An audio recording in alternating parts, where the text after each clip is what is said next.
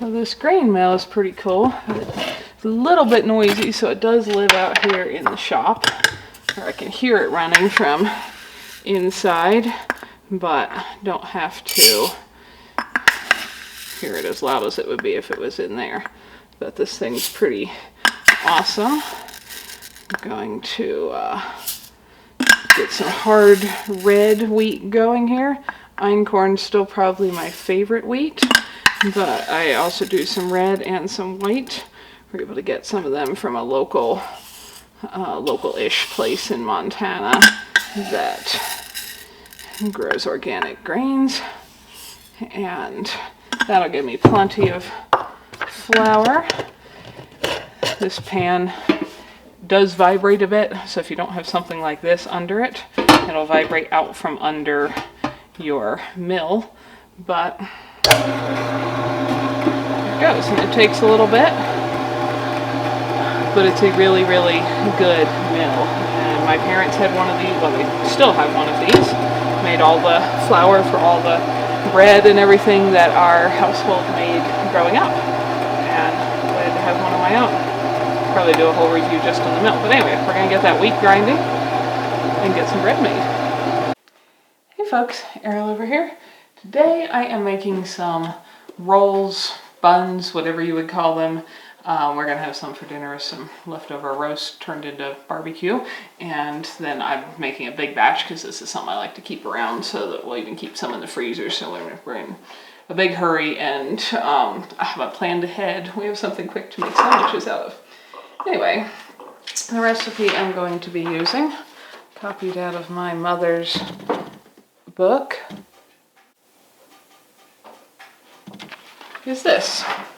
And they're called sandwich buns for Hadash's wedding, in case you're wondering, because that was my one younger sister.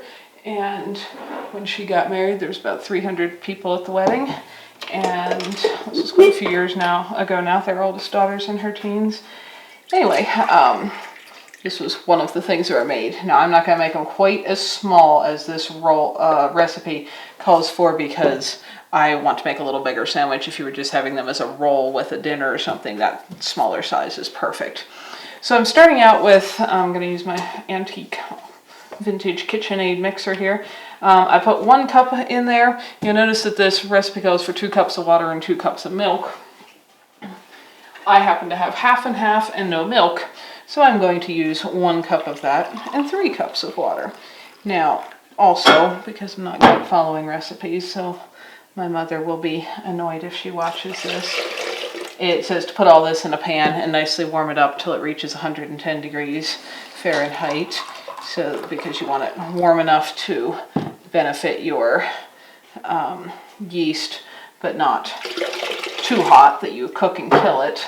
I, however, have some pretty warm water in the pot here, and my milk was cold, and so I'm going to cheat and just make this, I believe, get to 110 degrees without putting it back on the stove. My thermometer's climbing to over 80. But I have another cup of warm water to do. This wasn't quite boiled water. And that doesn't have to be precise, but you will kill your yeast if it's too hot, or it won't want to work if it's too cold. Generally, though, even if you don't have a thermometer, if you feel your bowl you're putting this in, and you can mix this by hand, but if you feel the bowl and it feels just a little warm on your hands, warm and cozy, it's probably a good temperature. If it doesn't feel cold and doesn't feel burning hot, but I am going to check and see what temperature this goes up to. Well, I'm thinking about that. The next thing I'm going to do is put some yeast in here, and we're going to let that start to proof. This batch will make, I believe, 48 little rolls if you do them in the size specified. That's a good dinner roll size. It just makes a very small sandwich, so I usually do them, leave them twice that big, which means that it'll make me 24 of them. Yeah, that's going up to just over 100, so I'm content with that. Feels warm and cozy, so let's get some yeast. My yeast I've always had a habit of keeping in the freezer because it makes it last much longer. It goes dormant, all the little creatures in there when it is frozen, and so I can buy a bigger bulk bag of it and keep it good for quite a while. So I'm doing 4 tablespoons of yeast, just kind of sprinkling it into the surface here. 1, 2, 3, 4. In just a second, I'll show you it's already starting to bubble. First, I'm going to put my yeast right back in the freezer, because if you're doing something like this and keeping it in the freezer, you don't want the rest of it to actually warm up and start to get damp and draw moisture. So in the mixing bowl, that's what this looks like right now. I haven't even stirred it yet, but you can kind of see the bubbles forming on the edge. Just give that a beat or two to mix some of the yeast into the water. And now if your yeast is already foamy like that is and starting to grow bubbles that you can see sometimes coming up there and popping, you're pretty sure that it is active. If it does nothing and just lays there limp, you may have yeast that's old and dead. And this is generally called proofing, and you often want to check before you add all your other ingredients, because if it was no good, this would be the time to do something about it. So, yeast is definitely starting to bubble. The next thing I'm going to do is feed it some sugar. This could be sugar, it could be honey. I have a little bit of organic cane sugar left here. And the recipe calls for 1/2 cup, and I usually do just a little shy of that. But the yeast needs sugars to eat. It can get some from the flour we're about to add, but this will definitely get it going and excited. So I'm just going to sprinkle that in there, and I do often do honey, but I'm not today. Just give that a little mix. In a minute that'll be looking all kinds of happy. We're going to do a tablespoon of salt. These rolls are delicious for just eating plain, eating with a little butter or honey or jam, something like that on them. And as I said, they make really nice sandwich rolls. That's what we use them for good. But this takes 2 eggs. I'm going to use 2 of our duck eggs. They're just a little bigger than a chicken egg, but not a whole lot. The eggshells will be going back to the birds to eat for extra calcium. Somebody asked me, are duck eggs harder to crack than chicken eggs?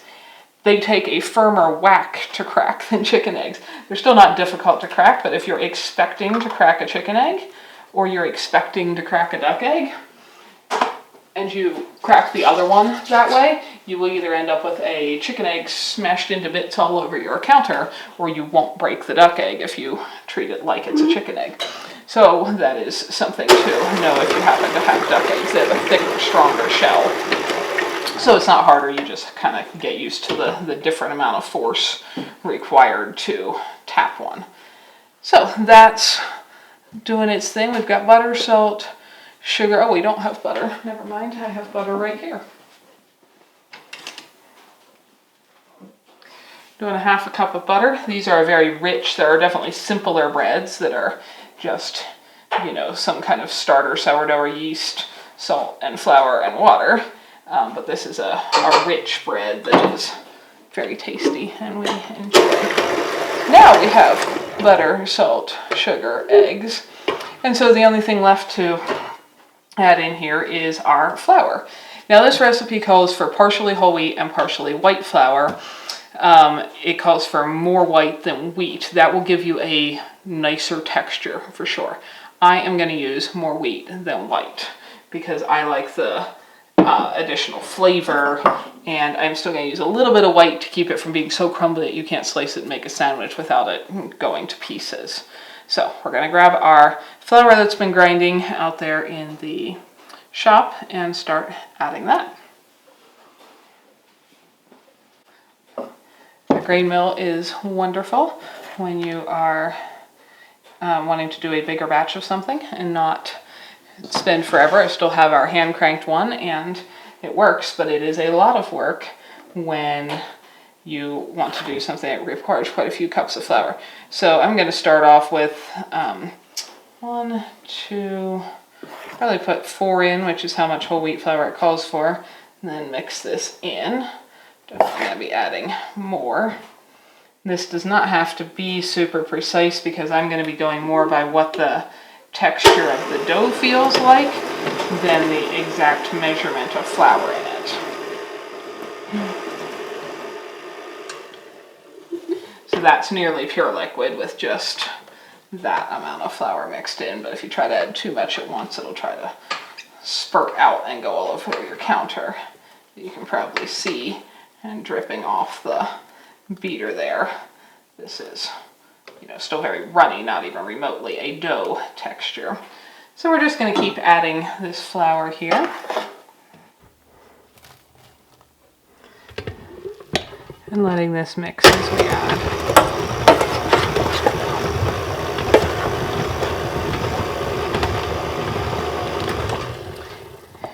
It starts to mix in slower as it gets thicker, but now we're on our 6th cup of whole wheat flour.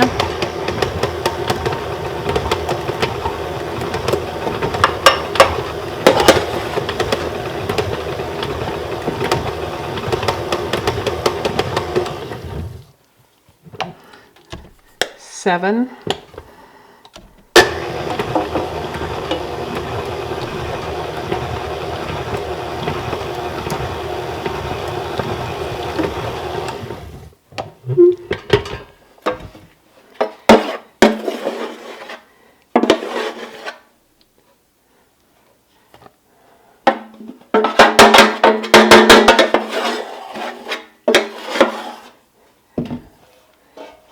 And we're going to call that 8. So we're going to do 8 cups at least of whole wheat because, like I said, I like the richness of the flavor and nutrients of real whole flour. Then we are going to use a little bit of white to give us a texture that we want. So you can see after 8 cups here, the texture is still extremely soft. Barely a dough. So that will show you that. So now we're going to add a little white flour. The whole recipe calls for between 11 and 12 cups of flour, so you could use whatever variety of combos of flour you prefer and proportions you prefer.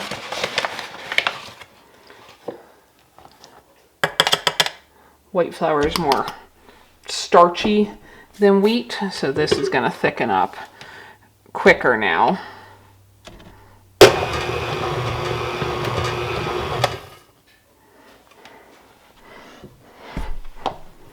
And as it gets thicker, you have to kind of do some stirring around the edges to help it all blend into the dough here and not just squirt over the sides.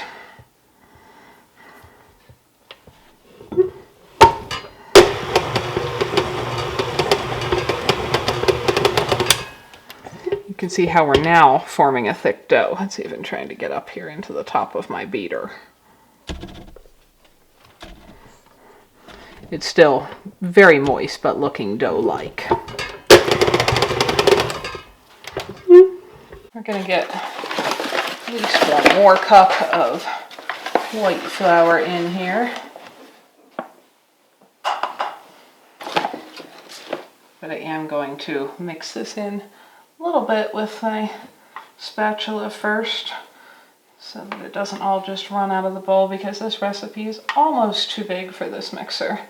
As I mentioned in another video, I got this one when my mother got a bigger KitchenAid. For quite a while. The household she was in had 9 people in it, and so understandably that was useful for a lot of things. This one's generally big enough for our household, but this batch almost overflows it.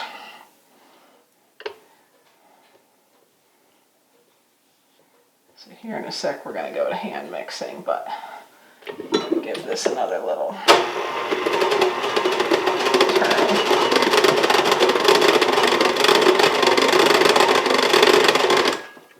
Now you can see the very doughy consistency as it wants to form a ball. So we're going to call that done with the mixer mixing. Get this cleaned up, and it starts rising almost immediately. This is a very warm, happy dough. And as I said, you could do this whole thing by hand if you wanted, but for getting the bulk of the flour mixed in, having that is kind of nice.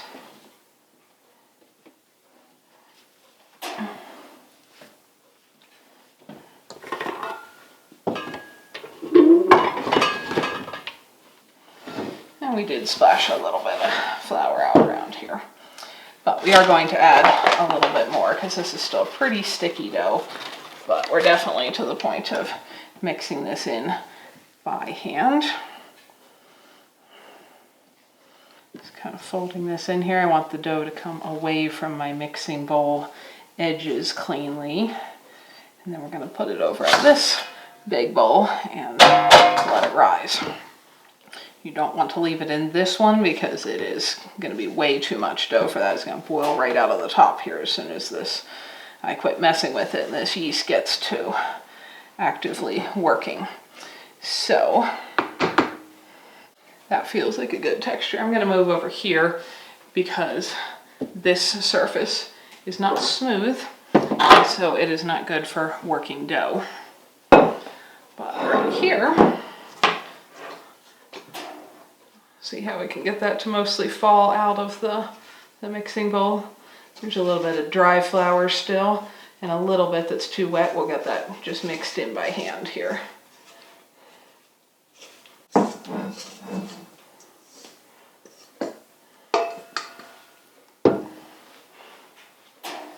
There we go. Now I'm gonna just keep kneading just a bit of flour till this becomes a chunk that I can pick up without it sticking to my hands. And that's why I said I'm not super particular about the measurements, because what I'm going for is a feel. And this spot here is trying to stick down to my countertop. Keep my hands coated with flour. I'm just kneading it. It's a very, very soft dough.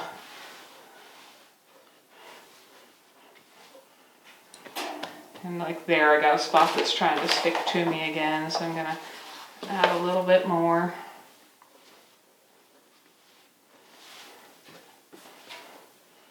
Until this becomes, like I said, a ball that I can actually pick up off the counter.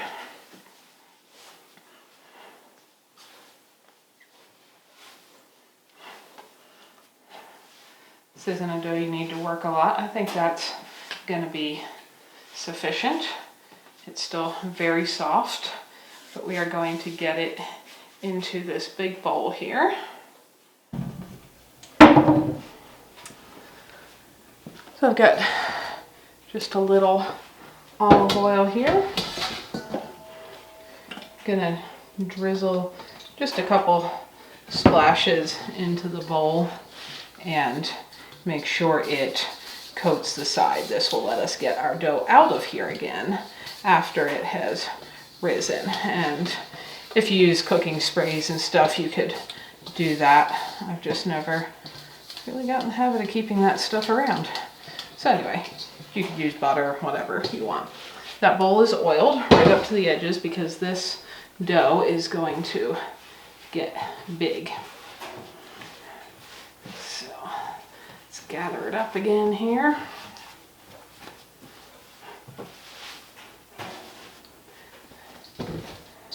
We're going to drop it in there and we're going to make it all cozy. It'll probably absorb that extra flour.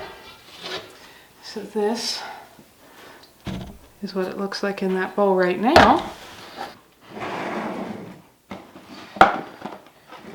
We're going to cover this with some plastic wrap. If you live in a really humid area, you maybe can just do this with a cloth, but it would dry out too fast here, especially in the winter, which is when I do most of my baking. And with our wood heat, which is tends to leave us with very, very low humidity indoors. So we are going to seal this up so it does not get dry and crispy.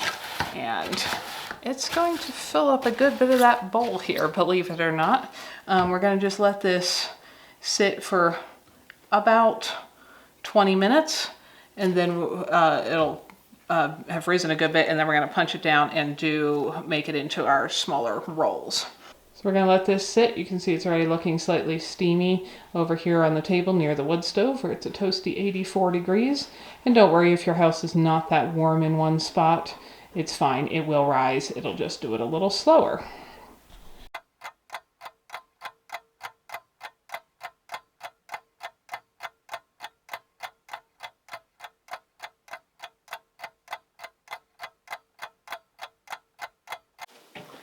Okay, so you guys can see how big that got compared to what we started out with. I don't know if I can tip this and show you because it's going to land back here, which is where we want it to land.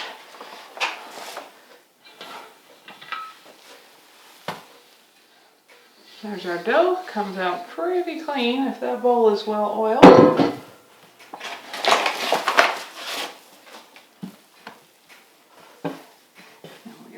To get this turned into our multiple little rolls. Now you could do other things with this dough as well, but this is what I'm doing with it.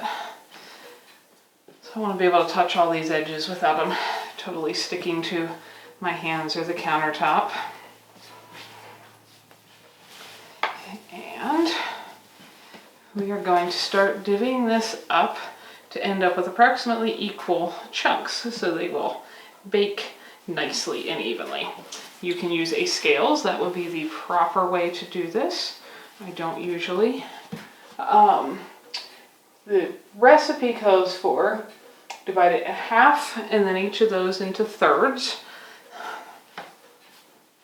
So I'm just going to pinch it in half and make sure I got two chunks that look about the same to me. And if you start to get, like when I pinch through it there, dough sticking to your fingers, you haven't got quite enough flour here. So I'm going to make each of these into thirds. And the more even you can keep your chunks, the more even they will bake, and so on. So that looks pretty good, like thirds. That one's not quite as big. Do thirds here. This dough is very warm and very soft. Very easy to work with and a hair on the sticky side.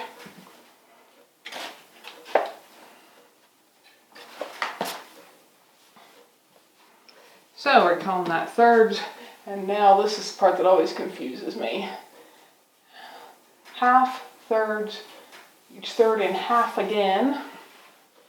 So that's a pretty easy division. Try to once again keep these looking nice and even. And I'm about to run out of my flour here. So we're going in half again.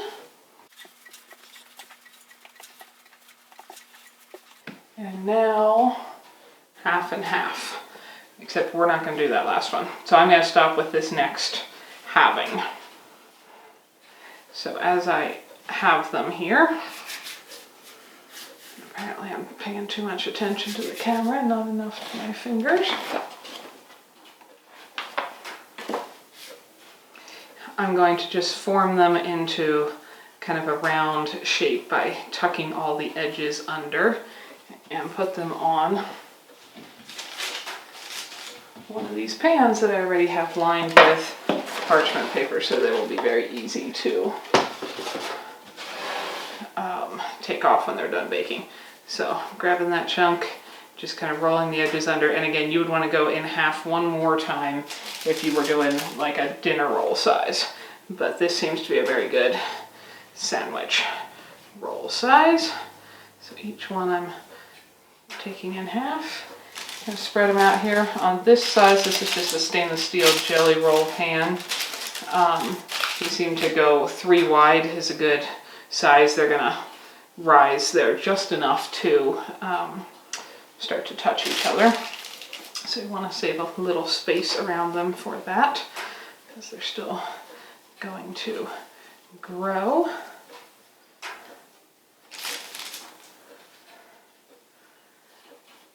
Anyway, this is a pretty simple bread recipe to make. It's actually fairly quick as well. You know, 20 minutes of rising, but it's not a all night or overnight or 4 or 5 hours or anything like that, like some bread recipes. So, just gonna keep making our little rolls here, and they will rise a bit, and they will go in the oven. Anyway, making bread is something that is fun of all different kinds, and I've done several bread recipes in the past. This, like I said, is probably our favorite one for rolls, though I've made rolls out of Our Daily Bread, that one that I've shared.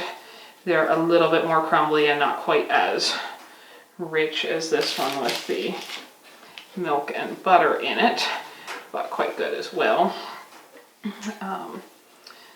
These will give us rolls for dinner, and I think my brother's coming over to join us for dinner tonight. And then some extras, like I said, they freeze fairly well. So I got 12 on there. Swap it from the other tray here. If you have a hard time getting your parchment paper to lay down flat on your tray and it's just curling up on you, sprinkle just a teeny bit of water on the bottom of your pan that you're wanting your paper to stick to, and it will smooth right out and stick itself down. We're going to end up with 12 in each of these trays, and they will continue to grow here. Anyway, like I said, they do freeze pretty well, and so I will probably be bagging some up to freeze for my emergency. We were too busy and in the middle of things, and I didn't get planned ahead, and now we're going to have sandwiches, and I need some bread to put my sandwich stuff in kind of days, which tends to happen, especially in the summer, and I have more time usually to bake in the winter. This stuff is already rising as these chunks sit here, and I can feel I do not have those quite even. This one's a little bigger than some of my other ones, but they're close enough. This is why, if you followed my mother's directions and actually weighed all of them, they would be perfect. So I'm trying not to squish down the rising too much of these. You see, I'm not really kneading them or overworking them, just kind of smoothing them into a roundish shape, and they don't have to be perfect. But very shortly, these will be going in the oven. We're going to cover them and let them rise a little bit more.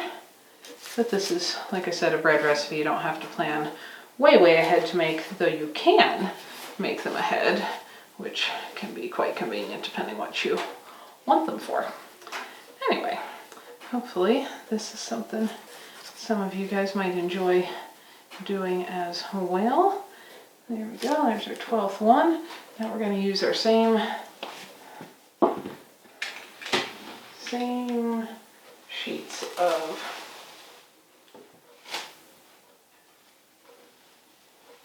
plastic here, because once again our air is super dry, especially in the winter, especially with the wood stove going.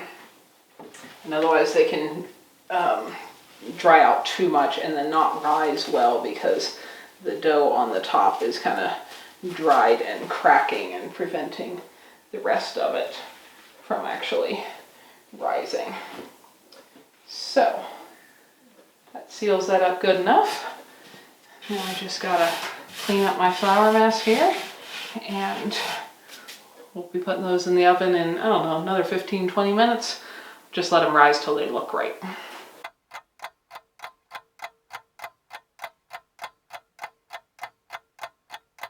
Okay, so you can see how much these have risen.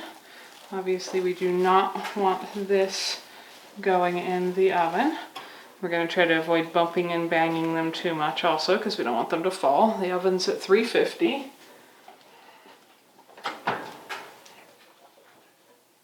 I'm putting one on the top and one on the bottom tray in here.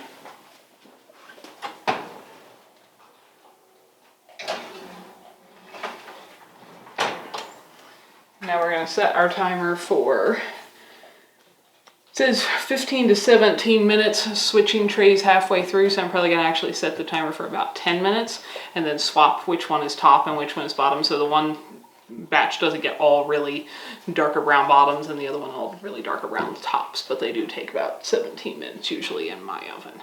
So that's what we're going to do now. Timer went off. Pulling these out.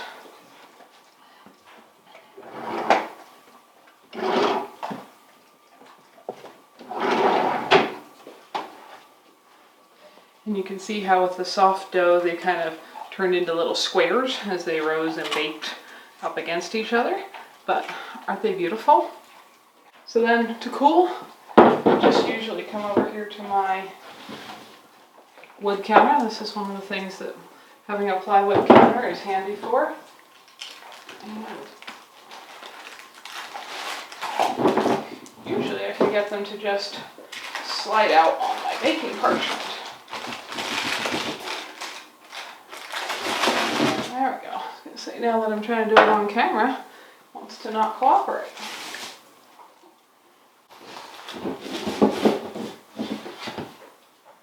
There we go. So,